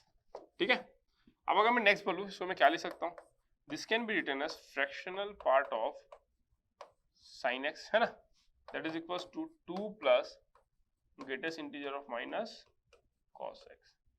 देखो आपको आंसर मिल गया, है ना, यही आपका आंसर है। कैसे, हमको पता है कि जो greatest integer of sin x है, देखो जो greatest integer of sin x है ना, यहाँ पे आप क्या लिखो, जो fractional part of sin x है, जो fractional part of sin x है, fractional part of sin x आप क्या लिखोगे, fractional part of sin x lies in between 0 to 1। Clear, fractional part of sin x जो है वो लाइज कहां से कहां तक लाई करेगा, 0 से 1 के बीच लाई करेगा। क्योंकि मैंने आपको बताया था कि जो फ्रैक्शनल पार्ट ऑफ x होता है, मतलब फ्रैक्शनल पार्ट, ये जो सिंबल है ना फ्रैक्शनल पार्ट, उसके अंदर जो भी रहेगा भाई एज ए होल वो कहां पे बिलोंग करेगा, 0 से 1 के बीच में। 0 कब आएगा, जब वो इंटीग्रल वैल्यू 0 होगा। हमको पता है sin x 0 होता है कहां पे, 0 पे, तो उस केस में 0 आएगा। हमको पता है कि sin x उसके अलावा क्या क्या वैल्यू ले सकता है, -1 से 1 के बीच में कुछ भी वैल्यू ले सकता है ना। तो लेट्स से 0.5 लिया तो आपको इसका वैल्यू कितना मिल जाएगा, अगर 0.5 लिया sin x तो 0.5 मिल जाएगा, जस्ट लाइक दैट। ठीक है, अब अगर मैं आपको बोलूं यहाँ पे, है ना, तो fractional part of sin x 0 से 1 के बीच में, दैट मीन्स ये जो है वो कहां से कहां तक बिलोंग कर सकता है, 0 से लेके 1 तक। 1 नहीं हो सकता है लेकिन ना, 1 तो पॉसिबल नहीं है, फ्रैक्शनल पार्ट में 1 पॉसिबल नहीं होता है। ठीक है, अगर मैं आपको बोलूं इसका क्या हाल चाल है ना, इसका क्या हाल चाल है, हमको पता है जो cos x होता है ना, cos x, ठीक है, जो cos x होता है उसका ग्राफ ऐसा होता है, ये आपका किसका ग्राफ है, cos x का ग्राफ है ना, cos x का, है ना, जहां पे आपका ये 1 होता है और ये आपका -1 होता है। ठीक है, ये आपका 1 होता है, ये आपका -1, दिस इज 1, दिस इज -1। ठीक है, अगर मैं बोलूं कि मुझे क्या चाहिए, माइनस cos x चाहिए, माइनस cos x, तो मैं क्या बोला था, जब माइनस आप लगाते हो फंक्शन के पहले माइनस लगाते हो तो उसको फ्लिप कर दो, तो you will get something like this. समझ रहे हो, तो ये कितना रहेगा, -1 ही रहेगा, ये कितना रहेगा, 1 ही रहेगा। तो मेरे कहने का मतलब ये है कि जो माइनस cos x का जो ग्रेटेस्ट इंटीजर है वो कहां से कहां तक लाई कर सकता है आपका। देखो अगर आपका मैं बोलता हूं, देखो अगर मैं आपको बोलता हूं कि माइनस cos x जो है वो कहां से कहां तक लाई कर सकता है, -1 से 1 के बीच में, है ना, -1 से 1 के बीच में लाइक कर सकता है। ठीक है, तो मैं आपको क्या बोला कि अगर माइनस ऑफ cos x अगर -1 से 1 के बीच में लाइक कर सकता है तो greatest integer of minus cos x क्या होगा भाई, greatest integer of minus cos x का पॉसिबल वैल्यू क्या क्या हो सकता है, या तो 0 हो सकता है, या तो 1 हो सकता है, या तो कितना हो जाएगा, -1। यही 3 वैल्यू पॉसिबल है, क्योंकि मान लो अगर ये -1 हो जाता है तो आपको -1 मिलता, मान लो 0 से 1 के बीच में अगर इसका वैल्यू रहता तो आपको -1 मिलता, अगर ये 0 हो जाता तो आपको 0 मिलता, अगर ये 0 से 1 के बीच में कुछ वैल्यू रहता तो भी आपको 0 मिलता, अगर ये 1 हो जाता तो आपको 1 मिलता। तो 0, 1, -1 तीन ही वैल्यू पॉसिबल है। अगर आप 2 प्लस 0 करते हो यू गेट 2, अगर आप 2 प्लस 1 करते हो यू गेट 3, अगर आप 2 माइनस 1 करते हो तो यू गेट 1। बट यहाँ पर तो 1 हो ही नहीं सकता ना भाई, यहाँ पे तो 0 से लेके 1 तक है, और यहाँ पे आपको कितना मिल रहा है, इसका वैल्यू जो है, इसका वैल्यू जो है कितना मिल रहा है, इसका जो वैल्यू है वो कितना मिल रहा है, या तो आपको मिलेगा 1, या तो आपको 2 मिलेगा, या तो आपको 3 मिलेगा, है ना। और इसका वैल्यू कहाँ से कहाँ तक है, 0 से लेके 1 तक। सॉल्यूशन कैसे एग्जिस्ट करेगा, सॉल्यूशन तो पॉसिबल ही नहीं है ना, कैसे एग्जिस्ट करेगा बताओ आप। लेफ्ट हैंड साइड कहता है कि भाई मैं 0 से 1 के बीच में वैल्यू ले सकता हूँ, राइट हैंड साइड कहता है कि मैं 1, 2, 3 वैल्यू ले सकता हूँ। तो 0 से लेके 1 का कोई भी वैल्यू भाई इससे मैच ही नहीं कर पाएगा, ना 1 इसमें बिलोंग करता है, ना 2 इसमें बिलोंग करता है, ना 3 इसमें बिलोंग करता है। तो left hand side right hand side का भी इक्वल हो ही नहीं पाएगा, hence no solution. Hence no solution is the correct answer. Clear हो गया? चलो, एकदम बेसिक क्वेश्चन था, फटाफट कर लिया हमने। अब जो क्वेश्चन है, this is this one and last one, है ना। ये देखो, इसको कैसे सॉल्व करोगे, है ना, इसको देखो सॉल्यूशन, ठीक है। आपको बोला गया कि द फंक्शन जो दिया गया that's an even function. Even function मतलब क्या, f of -x is equals to what, f of x। ये इवन फंक्शन होता है। अगर मैं बोलूं कि इवन फंक्शन अगर ये होता है तो आप कैसे लिखोगे, देखो f of -x, f of -x आपको कितना मिल जाएगा 35, साइन ऑफ -x आपका माइनस साइन x होता है तो -b sine x, that is equals to 35 plus b sine x। Clear हो गया? अगर ये मैंने बोल दिया 35 माइनस b साइन x, तो ये मैं क्या बोल दिया 35 प्लस b साइन x। एकदम क्लियर हो गया, पूरा फुल क्लैरिटी, ठीक है। अब देखो, अगर ये दो चीज इक्वल होता है तो ये आपका ऑब्जर्वेशन कहता है, देखो अगर ये आप 35 से कुछ माइनस किए, है ना, आप 35 से कुछ माइनस किए और आप 35 से ना कुछ प्लस किए, दोनों का जो ग्रेटेस्ट इंटीजर का वैल्यू है वो सेम आ रहा है। इसका मतलब क्या है, आप समझ रहे हो? मतलब 35 से आप 0.5 से कुछ कम नंबर ही माइनस करना पड़ेगा। लेट्स से आपने 0.4 लिया था, अगर आप 0.4 लोगे तो कितना हो जाएगा, देखो 35 माइनस 0.4 इज व्हाट, 35 माइनस अगर आप 0.4 लेते हो, no you can not take 0.4 right, because अगर आप 0.4 लेते हो, this is 3.5 I guess, this is 3.5। Okay, ये गलत हो गया है ना, अदरवाइज आपको आंसर तो मैच ही नहीं कर रहा है, नो पॉसिबिलिटी। दिस इज 3.5, है ना, करेक्ट कर लेना, this is 3.5। Okay, this will be what 3.5 plus b sin x। Clear? 3.5 plus b sin x। Okay, now this question will make a lot of sense actually। सी, अगर मैं बोलूं कि this is 3.5 and this is also 3.5, ठीक है। अगर मैं बोलूं तो आप 35 से भी निकाल सकते हो, ऐसा नहीं है कि आप 35 से निकाल नहीं सकते हो, आंसर कोई मैच नहीं करेगा, दैट्स अ डिफरेंट थिंग। 35 से मैं बता दूंगा कैसे निकालोगे, टेंशन मत लो। अगर हम 3.5 लेते हैं तो ये कितना हो सकता है, एट मैक्स 0.5 से कम ही रहेगा। क्यों? अगर मैं लेट्स से 0.4 लेता हूं तो ये 3.1 हो जाएगा, जिसका ग्रेटेस्ट इंटीजर वैल्यू मुझे 3 मिलेगा। अगर मैं 0.4 लेता तो 3.9 हो जाता दोनों का सम, और वो भी मुझे 3 मिलता, समझ रहे हो। लेकिन अगर मैं 0.5 ले लेता हूँ, लेट्स से मैं 0.5 ले लेता हूँ, तो ये 0.5 ले लूंगा तो ये 3 मिल जाएगा मुझे, ये अगर 0.5 लूंगा तो ये 4 मिल जाएगा मुझे। तो I can not take what 0.5। Can I take 0.6? No, I can not take 0.6, because अगर मैं 0.6 लेता हूं तो ये 2.9, तो ये 2 हो जाएगा। अगर मैं इसको 0.6 लेता हूं तो ये 4 हो जाएगा, समझ रहे हो। तो that's a problem. So that means जो b sin x है, b sin x है, it has to lies in between 0.5 से -0.5, है ना। जो b sin x है वो कहां से कहां तक लाई करेगा, -0.5 से 0.5 तक लाई करेगा। That is the only possibility, है ना, that is the only possibility, ठीक है। अब अगर b sin x -0.5 से 0.5 तक लाई करेगा, है ना, अगर ऐसा लाई करता है, then in that case what are the possible values of b का क्या क्या पॉसिबल वैल्यूज हो सकता है, ठीक है, डन।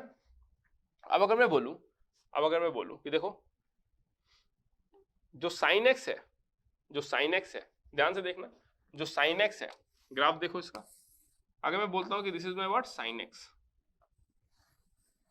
है ना, this is my sin x, तो sin x जो होता है वो कहां से कहां तक लाई करता है आपका, है ना, जो sin x होता है ना, जो sin x वो कहां से कहां तक लाई करता है आपका, फ्रॉम वेयर -1 to 1, है ना। तो अगर b sin x अगर -0.5 से 0.5 तक है ना, मतलब -0.5 से 0.5 के बीच में है, तो b कहां पे लाई करेगा, देयरफॉर b जो है it will also lies in between where -0.5 से लेकर 0.5 तक लाई करेगा। क्यों? बिकॉज जब हम b मल्टीप्लाई करते हैं ना, ये अगर sin x का ग्राफ है तो लेट्स से मैं बोल देता हूँ ये b sin x का ग्राफ है, तो ये मेरा 1 नहीं, अब ये मेरा कितना हो जाएगा, b हो जाएगा। ये मेरा -1 नहीं, ये मेरा कितना हो जाएगा, -b हो जाएगा। क्यों? बिकॉज अगर मैं sin 0 पुट करता हूँ तो आई विल गेट 0, अगर मैं sin π/2 पुट करता हूँ, sin π/2 तो मुझे क्या मिलता है, 1 मिलता है, बट यहाँ पे तो b है, तो b into 1 मुझे b मिलना चाहिए, तो यस b मिल रहा है π/2 पे। दिस इज माई π/2 ना, this is my π/2, this is my -π/2, है ना। अगर मैं बोलूँ कि -π/2 पे मुझे -1 मिल रहा है, -1 into b इज -b, तो -π/2 पे मुझे -b मिल रहा है, देखो ये रहा, -1/2 पे मुझे क्या मिल रहा है, -π/2 पे मुझे -b मिल रहा है ना। तो दैट मीन्स b जो है, b वो कहां से कहां तक हो सकता है, इसका मैक्सिमम वैल्यू क्या हो सकता है, 0.5 ना, मैक्सिमम वैल्यू हो सकता है b का 0.5, है ना, और b का मिनिमम वैल्यू क्या हो सकता है, b का -0.5। तो from the graph you can directly से b बिलोंग्स टू -0.5 टू 0.5। ठीक है, समझ में आ गया? फिर से बता देता हूं, ये आपको बोला गया था क्वेश्चन में कि इवन फंक्शन है। अगर इवन फंक्शन है, अगर इवन फंक्शन है तो आपको बेसिकली क्या करना है, f of minus x equals to f of x करना है ना। उसके बाद आपने this equals to this किया, फिर आपको पता है कि 3.5 माइनस समथिंग और 3.5 प्लस समथिंग दोनों सेम कब होगा, जब ये आपका वैल्यू -0.5 से 0.5 के बीच में रहेगा, अदरवाइज आप सेम नहीं कर पाओगे दोनों को, है ना। तो जब ऐसा आप करोगे तो आपको ये मिल जाएगा। फिर आपने देखा कि b sin x का ग्राफ ऐसा होता है जहाँ पे ये जो हाईएस्ट मैग्नीट्यूड है b है, जो लोएस्ट मैग्नीट्यूड है -b है, तो आप इसको b का वैल्यू जो है 0.6 नहीं ले सकते, क्योंकि अगर 0.6 लोगे तो फिर पंगा हो जाएगा ना आपका, 0.6 ले लोगे तो, समझ रहे हो। That is the problem. You cannot take 0.6 because sin x का मैक्सिमम वैल्यू कितना हो सकता है, 1 हो सकता है। 0.6 into 1 कितना हो जाएगा, 0.6, और अगर 0.6 अगर यहाँ पे पुट कर दिए तो गड़बड़ हो जाएगा पूरा मैटर, है ना। ये 2.9 का ग्रेटेस्ट इंटीजर 2 हो जाएगा, ये आपका 4.1 का ग्रेटेस्ट इंटीजर 4 हो जाएगा, they won't match up, है ना। This is why you applied the concept and you get your answer b belongs to -0.5 to 0.5। Done, समझ में आ गया एकदम मस्त तरीके से। तो ऐसे क्वेश्चंस को आप देखो, कुछ भी प्रॉपर्टी वगैरह यूज नहीं हो रहा है, बेसिक कंसेप्ट के साथ में क्वेश्चन बन रहा है, this will B right answer. Even 0.5 भी नहीं लिख सकते, क्योंकि अगर 0.5 लिखे होते तो ये 3 होता और ये 4 होता, दोनों मैच नहीं कर पाता। ओके डन, चलो। So that is the concept that you need to understand. ठीक है, अब मान लो अगर ये 35 रहा होता, अगर ये 35 रहा होता तो आप क्या ही माइनस करते इसमें से, बोलो 35 माइनस अगर आप समथिंग करते, लेट्स से आप 0.1 करते, तो आपको 35 माइनस 0.1 34.9, और 35 प्लस 0.1 अगर आप करते, है ना, 35 प्लस अगर आप 0.1 करते, तो इन दैट केस आपको क्या मिल जाता, 35.1 मतलब 35 मिल जाता, और यहाँ पे कितना मिल जाता आपको, 34 मिल जाता, है ना। अगर मैं आपको बोलता कि लेट्स से आप 0.9 करो, 0.9, तो 35.9 कितना हो जाएगा आपका, 35 minus 0.9 34 point something, that means आपको 34 मिलता, और आपको यहाँ पे कितना मिल जाता, 35 प्लस 0.9 35 मिलता। दैट मीन्स अगर आप इसको 35 लिख देते तो आपका नो सॉल्यूशन मिलता ना, फिर आप सॉल्यूशन नहीं बना पाते, because 35 plus something and 35 minus something, that is what lies in between, जो कि लाइज इन बिटवीन क्या होता है आपका, जो कि 35 कहां से कहां तक लाई करेगा, देखो 35 है माइनस b sin x, तो sin x कहां से कहां तक लाई करेगा, -1 से 1 के बीच में लाई करेगा। That means in that case only possible value of b आपका 0 होता है ना। अगर b 0 कर दोगे तो यहाँ पे 0, यहाँ पे 0, 35 इक्वल टू 35 आ जाता, समझ रहे हो। तो अगर आप 35 लिखोगे तो you will get the solution for b only 0। अगर आप 3.5 लिखे हो तो आपको मिल रहा है -0.5 से 0.5। क्लियर हो गया, एकदम मस्त तरीके से समझ गए। तो this is how you are going to deal with this kind of concept. ठीक है, तो बस यही है कंसेप्ट, है ना। तो इस तरीके से आपके एग्जाम में क्वेश्चंस आएंगे। ठीक है, तो this is all about the greatest integer function, है ना, this is all about the greatest integer function. तो अब आपका नेक्स्ट जो रहेगा that is the fractional part function, list integer function बचा हुआ है। तो अब हम लोग फंक्शन बस खत्म करने वाले हैं ना, अब हो गया है मतलब। फिर उसके बाद में बहुत सारा क्वेश्चंस लूंगा, 30-40 क्वेश्चंस कराऊंगा एकदम यूनिक टाइप के, ताकि आपका एकदम ब्रश अप हो जाए। तो जो भी बच्चे इस वीडियोस को फॉलो कर रहे हैं, एक बार आप सब रिवाइज करना जितना मैंने फंक्शन में कराया, फिर हम लोग सारे फंक्शन से क्वेश्चन करेंगे। बट अभी बाकी है, डोंट वरी, अभी आपको fractional part, list integer, Dirichlet function, ये सब बाकी है, तो सब कुछ भी मैं आपको करा देता हूँ। ठीक है, तो बस खत्म हो गया आपका जर्नी, ज्यादा टाइम का नहीं बचा, then will go for the trigonometry part. ठीक है, चलो फिर thank you so much, love you all, फिर मिलते हैं नेक्स्ट क्लास में with fractional part function. Okay, good bye.